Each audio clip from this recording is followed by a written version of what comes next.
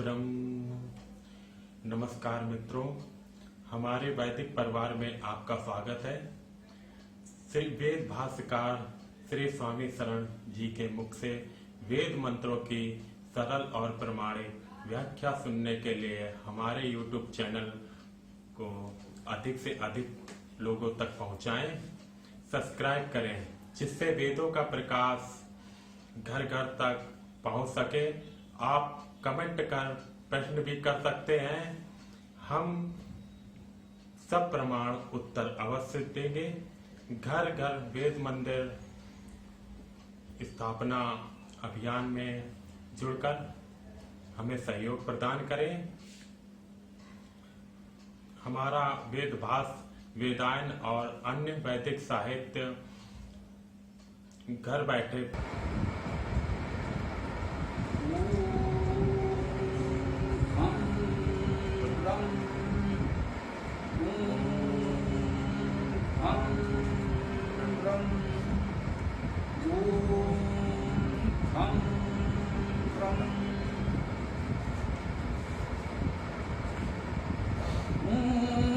अग्नि व्रत्राणि जंघन द्रविणस्युः विपन्यया समिद्धः शुक्र आहुतः व्रत्रों का हनन अग्निकर्ता सुस्तुतियों द्वारा प्रगतिमान वह शुक्र प्रदीप्त समाहुत है। यह मंत्र सामवेद का चौथा मंत्र है। सामवेद प्रथम अध्याय प्रथम सूक्त का चतुर्थ मंत्र भी हमने आपके समझ प्रस्तुत किया। आज हम इस मंत्र पर चर्चा करेंगे। इस मंत्र में बहुत ही महत्वपूर्ण संदेश, कुछ बहुत महत्वपूर्ण जानकारियां भी हमको मिलेंगी जो हमारे कुछ भ्रमों को दूर करेंगी।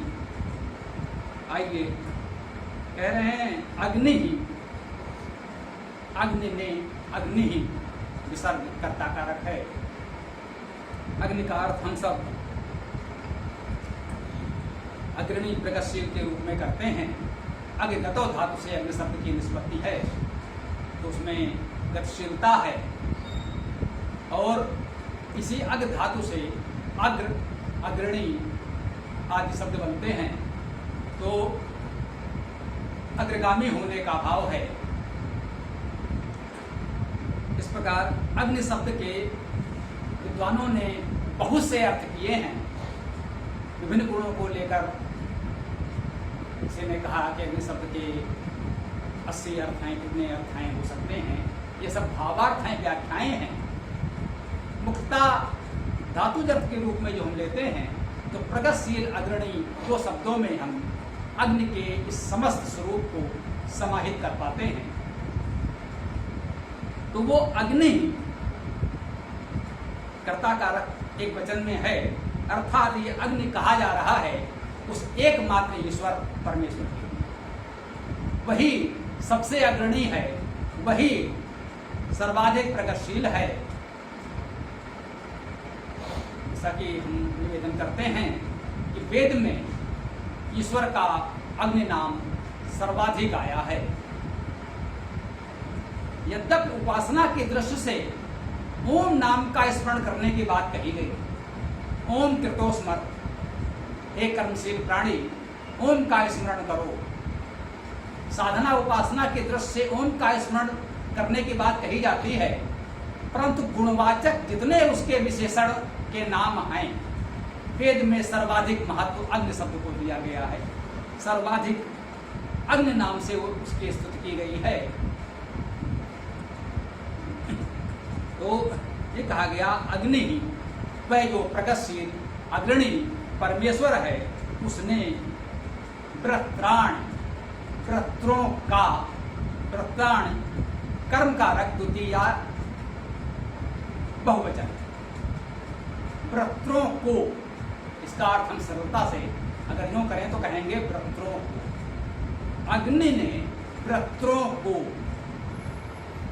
इस पर हम विशेष बल दे रहे हैं, जो इतना समझने का प्रयास कर रहे हैं उसका महत्व है, अभी समझ में आएगा। इस पर ध्यान दीजिएगा। अग्नि एक वचन कर्ता कारक, अग्नि ने, व्रत्राण कर्म कारक बहुवचन व्रत्रों को, ये महत्वपूर्ण है।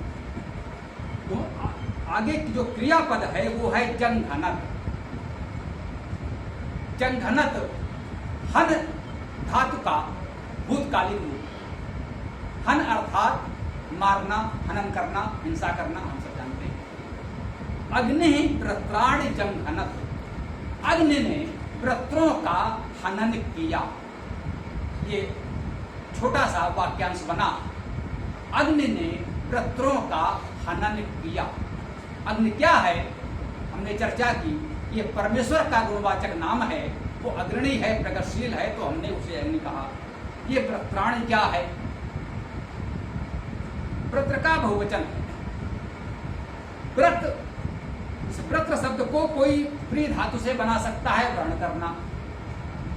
वृत्र धातु भी है, वृत्र धातु के भी अनेक अर्थ हैं।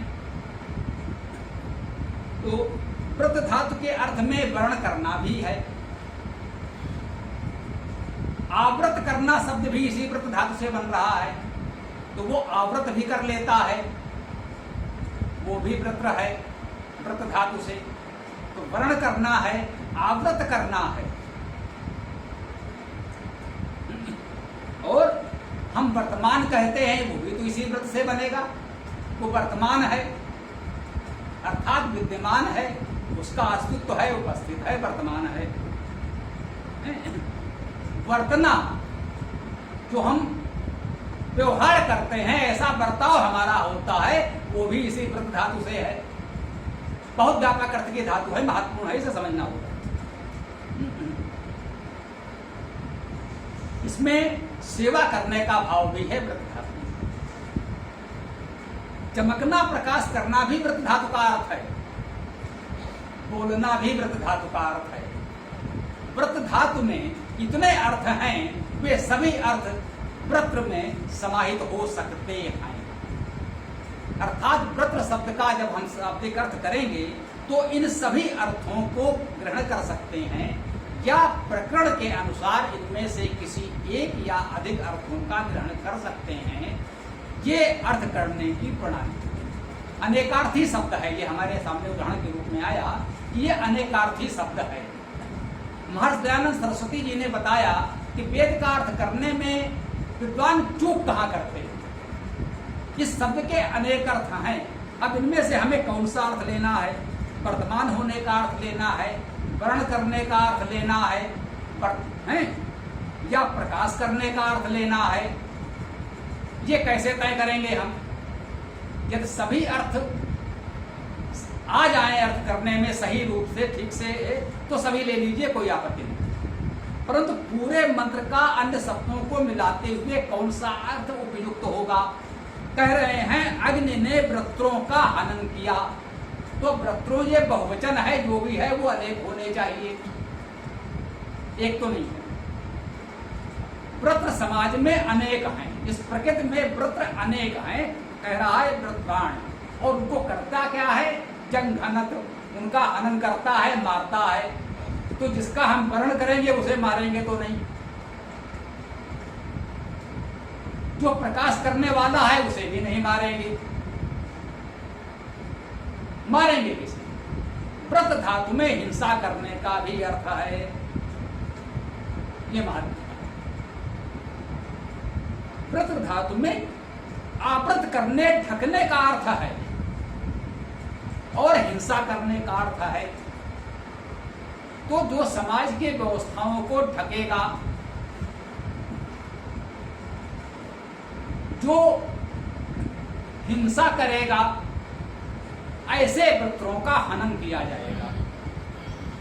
जो हिंसा करने वाले हैं, वृत्रों का अर्थ सामान्यतः इस मंत्र में जो हमने या हमसे पूर्ववर्ती विद्वानों ने किया है, वो है हिंसकों का। तो अग्नि ने हिंसकों को मारा, अर्थ ये हुआ। इतने हमने इसीलिए कहा कि अब आप हम धातु अर्थ करते हैं, आप कहेंगे भाई इस धातु में तो ये अर्थ भी हैं, तो वो प्रकरण के अनुसार अर्थ करना होता है। महर्षि दयानंद सरस्वती जी ने एक उदाहरण दिया है, जिसे सैंधव शब्द उन्होंने उदाहरण के रूप में रखा। सैंधव का शाब्दिक अर्थ तो हुआ सिंधु का, सिंधु संबंधी। तो एक सैंधव नमक आता है, और सेंधो घोड़ा भी आता है। सिंधु देश से उस समय नमक और घोड़ा दो चीजें मुख्य रूप से आती थी। जैसे आजकल हम लोग चीन का तमाम वस्तुएं उपयोग करते हैं, हम कह देते हैं चाइनीज। जब हम भोजन करने बैठेंगे तो चाइनीज भोजन, जब हम अपने परों सजावट कर रहे हैं तो चाइनीज वो सजावटी वस्तुएं हो जाएंगी। तो जब उन्होंने कहा सेंधो, तो सेंधो का अर्थ हुआ सिंधु से आई हुई वस्तुओं में जो भी है वो सब सेंधो हैं। तो यदि आप भोजन कर रहे हैं और भोजन करने वाले किसी व्यक्ति ने कहा कि भाई हमें सेंधो दे दो, तो इसका क्या अर्थ हुआ? उसे भोजन में नमक की आवश्यकता प्रतीत हो रही है, तो उसे कुछ लवण नमक दे दीजिए, सेंधो का आशय है। और कोई व्यक्ति यात्रा पर जा रहा है, उसने कहा भाई सेंधो ले आना, तो उसका आशय है कि सेंधो घोड़ा ले आना, क्योंकि वो यात्रा पर जा रहा है। तो प्रकरण के अनुसार बहुअर्थी शब्दों के अर्थ ग्रहण किए जाते हैं। तो यहाँ पर प्रकरण ये है कि अग्नि अर्थात उस अग्रणी प्रगतिशील परमेश्वर ने वृत्रों का हनन किया। तो वृत्र का वही अर्थ लेंगे जिसका हनन किया जाना चाहिए। और इसका और निश्चय हम कैसे कह सकते हैं? एक सामान्य व्यक्ति तो भ्रमित हो सकता है कि भाई इसमें कौन सा आप चुने और क्यों कैसे चुने। तो इसीलिए कहते हैं जब आप वेद का सारंगोपांग एक पूरा अध्ययन करेंगे, कोई एक वेद भी एक बार पढ़ लेंगे, तो आप देखेंगे वेद की मूल विचारधारा क्या है, वो किसके हनन करने की बात करता है। वेद कहता है धूर्वो अस धूर्व धूर्वंतम। धू धातु का अर्थ होता है हिंसा करना, मारना। वो कहता है अगर तुम हिंसक ही बनना चाहते हो, वीर भोग्या वसुंधरा, हम बहुत वीर हैं, हम तो शत्रुओं को मारते हैं, ये हमारी विशेषता है, बहुत अच्छी बात है, महाराज वीरता बहुत अच्छा गुण है। तो आप वीरता किस पर दिखाएंगे? किसी निर्बल पर वीरता दिखाएंगे? नहीं भाई, ये तो ठीक नहीं है। तो अपनी वीरता आप किस पर दिखाएंगे? वेद स्पष्ट रूप से कहता है धूर्वो अस धूर्व धूर्वंतम। जब तुम्हें हिंसा ही करनी है तो अवश्य करो, लेकिन हिंसकों की हिंसा करो। जो समाज में अकारण हिंसा कर रहे हैं, जो सज्जनों को निर्बलों को मार रहे हैं, उन्हें अवश्य मारो। तो ये वेद का संदेश हमें वेद मंत्रों में अनेक स्थानों पर मिलेगा। तो ये निश्चित हो गया कि वेद की विचारधारा ये है कि हिंसा करो तो हिंसकों की हिंसा करो। तो यहाँ वृत्र शब्द का अर्थ हम हिंसक ग्रहण करेंगे। जो समाज के अग्नि लोग हैं, जो कहते हैं वेद के अनेकार्थ, आदि दैविक, आदि भौतिक, आदि लौकिक, आध्यात्मिक। तो जब अग्नि का ग्रहण हम परमेश्वर से कर रहे हैं, तो संपूर्ण सृष्टि में परमेश्वर ही अग्रणी है, वही संपूर्ण गतियों का सूत्र है। तो इसलिए वह अग्नि है, वह प्रगतिशील है, वह अग्रणी है। लेकिन जब हम लौकिक अर्थों में समाज में उससे अपने जीवन में प्रेरणा ग्रहण करते हैं, तो कह सकते हैं जो समाज के अग्रणी लोग हैं, जो समाज के प्रगतिशील लोग हैं, वे अग्नि हैं। तो ऐसे अग्नि स्वरूप तेजस्वी मनस्वी जो वीर पुरुष हैं समाज के, उनका ये दायित्व कहा गया कि जो वृत्राणि हिंसक हैं, उन हिंसकों का हनन करो। ये वीरों का धर्म है कि वे हिंसकों का हनन करें। वेद ने ऐसी अहिंसा नहीं सिखाई कि शेर आपको खा जाए तो आप उसे खा जाने दीजिए। कोई अपराधी हिंसक किसी की हत्या कर रहा है तो आप अहिंसक बने खड़े रहिए, बिल्कुल नहीं। यदि कोई समाज में अपराध कर रहा है, हिंसा कर रहा है, अच्युत व्यवहार कर रहा है, तो आप उसे अवश्य मारिए। वहां अहिंसा की बात नहीं कही। हाँ, जो सज्जन हैं, अच्छे लोग हैं, विद्वान हैं, निर्बल हैं, उन पर वीरता मत दिखाइए, उनके प्रति अहिंसा रखिए। ये वेद का निर्देश है। अहिंसा का निर्देश है समाज में अपनों के बीच, वैदिक लोगों के बीच, सज्जनों के बीच आपको अहिंसक व्यवहार करना है। एक अच्छा व्यक्ति है, सज्जन है, विद्वान है, तपस्वी है, उससे कोई भूल चूक भी हो जाए तो उसे क्षमा कर दीजिए। हिंसा का भाव मत लाइए, अहिंसा रखिए कि ठीक है भाई, भूल चूक हो गई होगी, कुल मिलाकर व्यक्ति को अच्छा है ना। सज्जन बहुत अल्पसंख्या में होते हैं, सर्वत्र सदा सर्वत्र सज्जन ही अल्पसंख्यक रहे हैं, दुर्जन ही बहुमत में है सदैव। तो वो अल्पसंख्यक सज्जनों की रक्षा के लिए हिंसा की जा सकती है, उनकी हिंसा नहीं की जा सकती है। इसीलिए कहा प्राण बहुवचन में प्रयोग हुआ है, बहुसंख्यक तो ये अपराधी हिंसक ही हैं। अब एक बात थोड़ा सा ध्यान दीजिएगा, सामान्यतः हम लोगों ने कथा कहानियों में सुना है कि इंद्र ने वृत्रासुर का वध किया। एक वृत्र था जिसका वध, जिसकी हत्या इंद्र ने की, यह पौराणिक कथा। अब यहां तो वेद स्पष्ट कर रहा है कि अग्नि वृत्रों का वध करता है, वृत्र बहुवचन में है, ये जितने हिंसक हैं सब इसमें आ गए। जो पौराणिक कथा कहती है या कह लें कि हमारा वो प्राचीन इतिहास कहता है, उसका आशय है कि इंद्र नाम का कोई वीर पुरुष हमारे आपके जैसा मनुष्य व्यक्ति था, जिसने वृत्र नाम के किसी शत्रु का हनन किया। वो स्वभाव से भी हिंसक रहा होगा या जो भी था। तो एक वृत्र नाम के हिंसक व्यक्ति को इंद्र नाम के किसी वीर पुरुष ने, राजा या सेनापति ने मारा, यह इतिहास है। इतिहास को इतिहास की तरह पढ़ सकते हैं। वेद हमको नियम सिद्धांत बताता है, उसका इतिहास से कोई संबंध नहीं होता। वो कह रहा है अग्नि ही वृत्राणि जंघनत, जो एकमात्र एक वचन में अग्नि, वह एकमात्र परमेश्वर है, वह संपूर्ण हिंसकों का हनन करता है। ये हमको दायित्व सौंप रहा है वो परमेश्वर कि जो समाज में हिंसक हैं उनका हनन करो। ये इसका अर्थ हुआ अग्नि वृत्राणि जंघनत। अब है द्रविणस्य विपन्नेया। द्रविणस्यु, अब ये द्रविड़ क्या है? ध्रुवगतो धातु है, हम सब जानते हैं, इसी से द्रव बनता है, द्रवित होते हैं। तो ये है द्रविड़ का अर्थ क्या हुआ? जो प्रवाहमान है। द्रव किसे कहते हैं? जो प्रवाहित होता है, बहता है। जो ठोस पदार्थ है वो जहां रख दीजिए रखा रहेगा। द्रव वो है कि जो बह जाता है।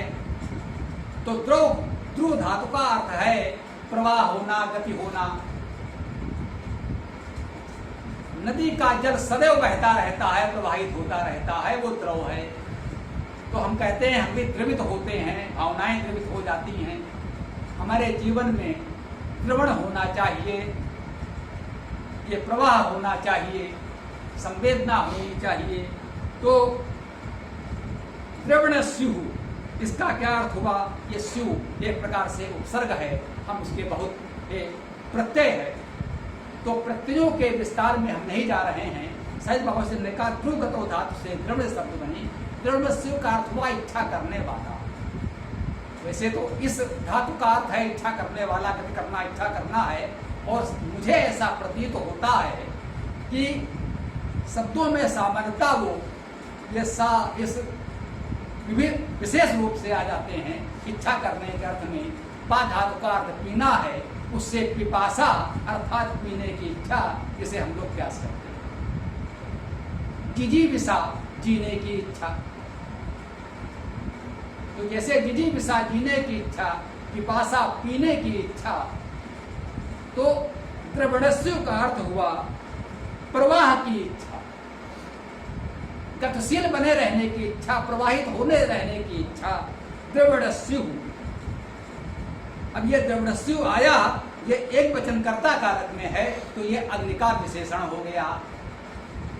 तो जो अग्नि है, अग्रणी है, प्रगतिशील है, उसे प्रवाहमान रहना चाहिए, उसे जड़ नहीं हो जाना चाहिए, उसे कहीं भी स्थिर नहीं हो जाना चाहिए, उसे सदैव प्रवाहमान रहना चाहिए, उसे प्रवाह की कामना करनी चाहिए। हमें अपने जीवन में प्रवाह की इच्छा करनी चाहिए। हे प्रभु, हम सदैव प्रवाहमान रहें। हमारे विचार, हमारी मान्यताएं, हमारी परंपराएं, रूढ़ियां जड़ न होने पाए। समय के साथ उनमें परिवर्तन आता रहे, प्रवाहशीलता बनी रहे। कहते हैं परिवर्तन के अतिरिक्त सब कुछ परिवर्तनशील है। सब कुछ परिवर्तित हो जाएगा, परिवर्तन का नियम कभी परिवर्तित नहीं होगा, ये सदैव बना रहेगा। परिवर्तन के अतिरिक्त सब कुछ परिवर्तनशील है। तो द्रवणस्यु विपन्नया,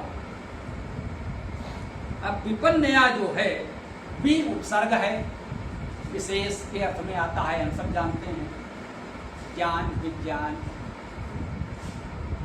इसमें भी का होता है शेष विशेष। तो भी उपसर्ग है, विशेष के अर्थ में आता है। हाँ, विशेषता कई बार नकारात्मक भी हो सकती है, जैसे हम कहते हैं कार में विकार आ गया, तो कार में विकार आना भी उपसर्ग का अर्थ विशेषता होना ही है। जो आपकी कार सामान्य थी उसमें भी लग गया तो विकार हो गया। विकार का अर्थ है उसमें कुछ विशेषता आ गई, भले ही उसमें जो विशेषता आई है उससे हमें कष्ट हो रहा हो, लेकिन कुछ विशेषता ही जुड़ी है, तब विकार कहला रहा है, वो विकार है। तो यहाँ का कहा विपन्नयु, तो भी उपसर्ग में पन धातु आया। पन धातु का अर्थ है स्तुति करना, प्रशंसा करना।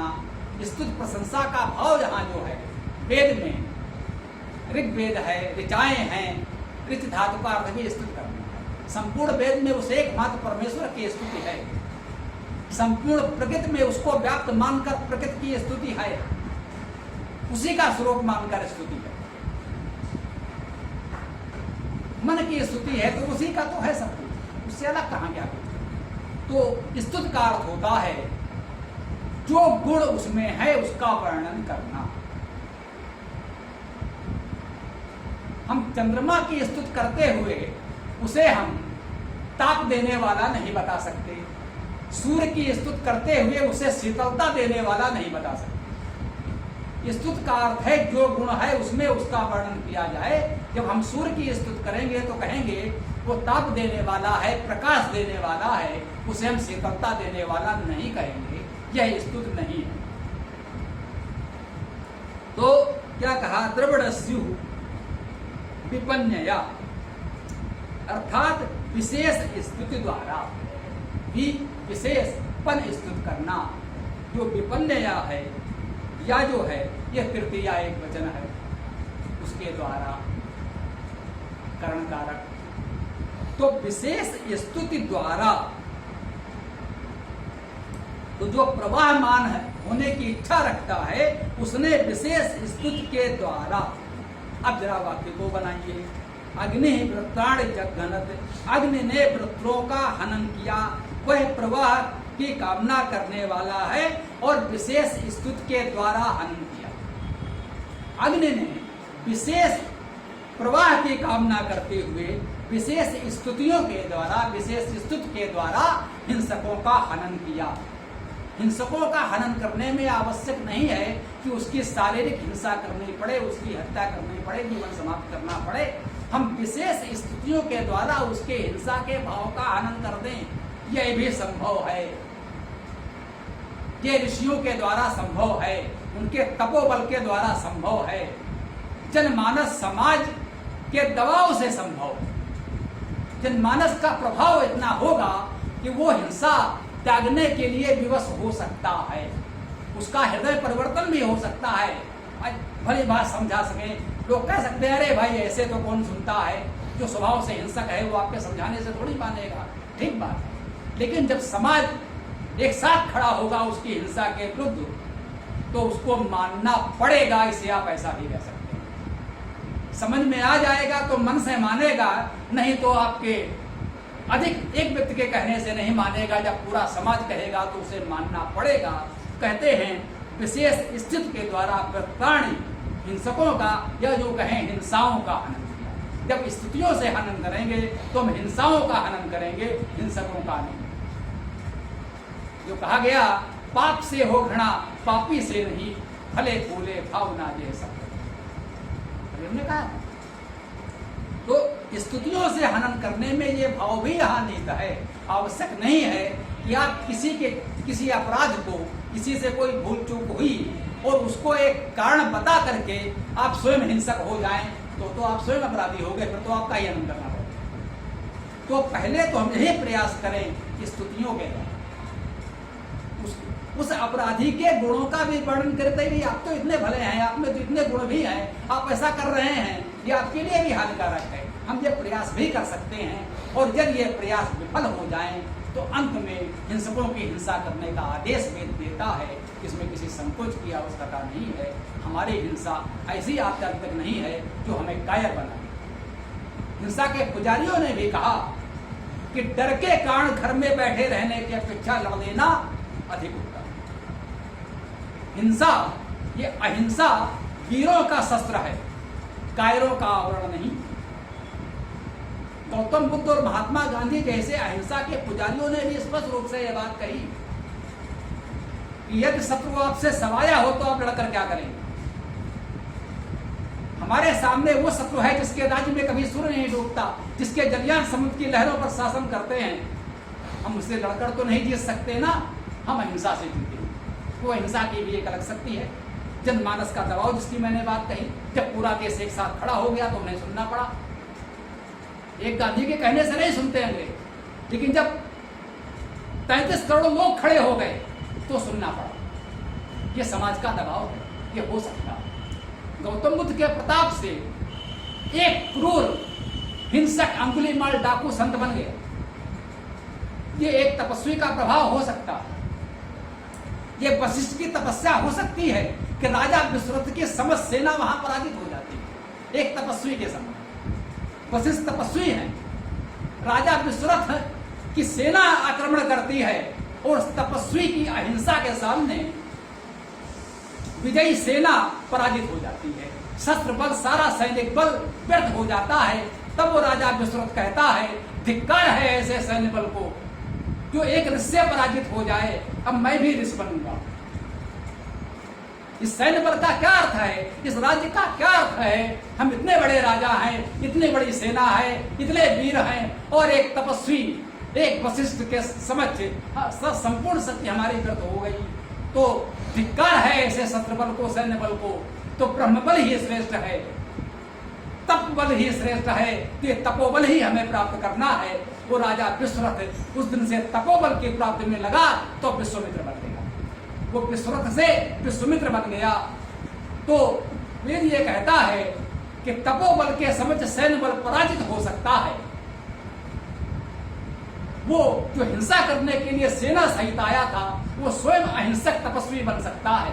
यह प्रयास किया जाना चाहिए। हाँ, यदि यह प्रयास असफल हो जाए तो हम हिंसक को खुली छूट नहीं दे सकते कि वो समाज में अकारण हिंसा करता रहे, तो फिर उसको मार देने में भी कोई दोष नहीं है। वेद इतने की अनुमति को हमें बस देता है। अंतिम चरण में ये गायत्री छंद में है, पूरा सूत्र ने बताया है। दो चरण हो गए, अग्नि प्रत्राण जंघनत एक और द्रविड़स्सु विपन्नया। अब तृतीय अंतिम चरण इस गायत्री छंद का है, समिद्धा शुक्र आहुता। ये सब कुछ उस अग्नि परमेश्वर के विशेषण के रूप में आए हैं। समिद्धा, समिद्धा, सम्यक रूपेण इध। इध इंध धातु का अर्थ है प्रकाश करना, प्रकाशित होना। इसी से हमारा ईंधन बनता है। ईंधन, ईंधन क्या है? ईंधन को प्रज्वलित करते हैं, प्रकाश करता है, ताप देता है। ये ताप और प्रकाश देने का अर्थ इध इंध धातु में। तो समिद्धा, सम उपसर्ग है, सम्यक रूप से। जो सम्यक रूप से प्रकाशमान है वो वही तो परमेश्वर है। एक वचन में आ रहा है, उसी अग्नि का विशेषण है। बहुवचन में आता तो वृत्ताण का विशेषण होता। ये हमारी व्याकरण की प्रक्रिया है, वेद का सही अर्थ समझने की सबसे सही प्रक्रिया। जितने एक वचन कर्ता कारक में आए हैं वे सब अग्नि के विशेषण हैं, और जो भी बहुवचन में कर्म कारक में आएंगे वो वृत्ताण के विशेषण हैं, जो इसमें नहीं आएंगे। एक वचन कर्ता कारक में सभी विशेषण अग्नि के हैं। समिद्धा, वो अग्नि परमेश्वर जो है वो सम्यक रूपेण प्रकाशमान है। संपूर्ण प्रकाश का स्रोत तो वही है। संसार में सृष्टि में जो भी प्रकाश है उसी का तो है। शुक्र, शुक्र शब्द शुच धातु से बनता है। पवित्र होना, पवित्र करना। वह तो परम पवित्र है, उसकी उपासना से हम भी पवित्र हो जाते हैं, उपासक भी पवित्र हो जाते हैं। तो शुच शुद्धो धातु से शुक्र शब्द की निष्पत्ति मानी गई तो इसका अर्थ हुआ पवित्र करने वाला। सुख धातु भी होगी, कह सकते हैं अधिकांश विद्वानों ने शुचि धातु से इसकी व्युत्पत्ति मानी है पवित्र करने के अर्थ में। अधिकांश लोगों ने मानी है, हम भी मान लेते हैं, कोई आपत्ति नहीं है। चाका का हो जाता है, जैसे ऋच धातु है उससे ऋक बनता है, ऋग्वेद जो कहते हैं, और जब संधि होती है तो का भी का हो जाता है, ऋग्वेद कहते हैं। ऋच धातु ही है, क्या से का हुआ और का हुआ। तो यहाँ भी शुच धातु का सुख हो सकता है, यह स्वाभाविक है, हम स्वीकार करते हैं। इसलिए शुच पवित्र करने के अर्थ में ये शुक्र शब्द हो सकता है, अर्थात पवित्र करने वाला। और सुख गतो धातु है, गत करने वाला, वह अर्थ भी ग्रहण कर लें, कोई आपत्ति नहीं है। तो अगर सुख धातु से लेंगे तो अर्थ हो जाएगा गत करने वाला, गतिशील, प्रगतिशील, जो अग्नि में भी ये गुण समाहित है। अग्नि धातु भी गत्यर्थक है, सुख धातु भी गत्यर्थक है। इसलिए यहाँ पवित्रता का अर्थ ले लिया गया कि गत की बात तो पहले कही जा चुकी है, यहाँ किसी नए गुण की स्तुति करेंगे तो हमने पवित्रता का भाव ले लिया। समिद्धा, शुक्र, आहुता, आ उपसर्ग है, आ समन्ता, सम्यक संपूर्ण रूप से, जैसे कहते हैं आ जन्म, आजीवन, जीवन। आ का मतलब समन्ता, संपूर्णता से संपूर्ण जीवन आदि।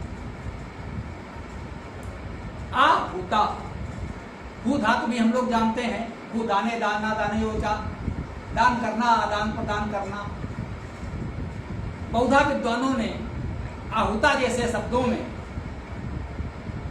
वे धातु भी मानी है। वे का अर्थ है पुकारना, बुलाना, आह्वान करना, शब्द करना। तो दोनों अर्थ ले लें, दोनों अर्थ इसमें उचित हैं। तो दान करना, आदान प्रदान करना, वह परमेश्वर तो हमको सब कुछ दे रहा है, हम भी कुछ दान करें, आदान प्रदान करें, ये संदेश भी इसमें उचित है। और अगर वे धातु से उसे पुकारने की बात करें, ये भी उचित है। जब हिंसकों से घिरे होंगे, वृत्रों से घिरे होंगे, तो हम उसे पुकारेंगे ना। किन वृत्रों को हनन करने के लिए हम उसे पुकारेंगे, तो ये मंत्र ये भी कहना चाहता है, एक आश्वासन देता है कि जब ऐसे वृत्रों से, हिंसकों से घिरे हों तो आहुता समन्तात, सम्यक रूप से पूरे मन से आप उसे पुकारिए। कह रहा है कि जब आप उसे इस तरह पुकारेंगे तब वो अग्निपुत्रों का हनन करता है। अब अगर इस हमने सप्तसा जो आपको बताया, पुस्तक में जो मंत्रार्थ लिखा है, एक बार इसे पढ़ लेते हैं और आज की चर्चा को विराम देंगे। अन्वय के साथ जब मंत्रार्थ करते हैं तो कैसे बनता है। समिद्धा, सम्यक प्रकाशवान, शुक्र, पवित्र, आहुता, आह्वान किए हुए, बुलाए हुए, द्रवणस्यु, प्रवाह कामी, प्रगतिशील, अग्नि, अग्नि ने प्राण वृत्रों को, हिंसकों को विपन्न या विशेष स्तुति से जन घनत हनन किया, मार। ये इसका मंत्रार्थ हम एक वाक्य में कह सकते हैं। आइए इसी के साथ हम आज की इस मंत्र व्याख्या को, इस चर्चा को विराम देंगे। पुनः हम लोग अगले मंत्र पर चर्चा करेंगे।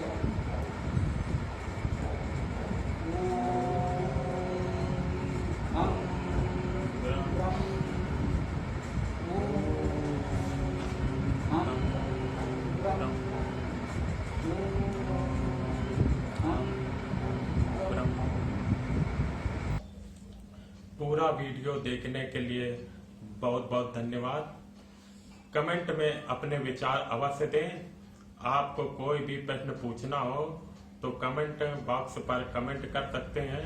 डिस्क्रिप्शन में वेबसाइट का लिंक दे दिया गया है, उसमें अधिक जानकारी प्राप्त कर सकते हैं। धन्यवाद। ओम खम ब्रह्म।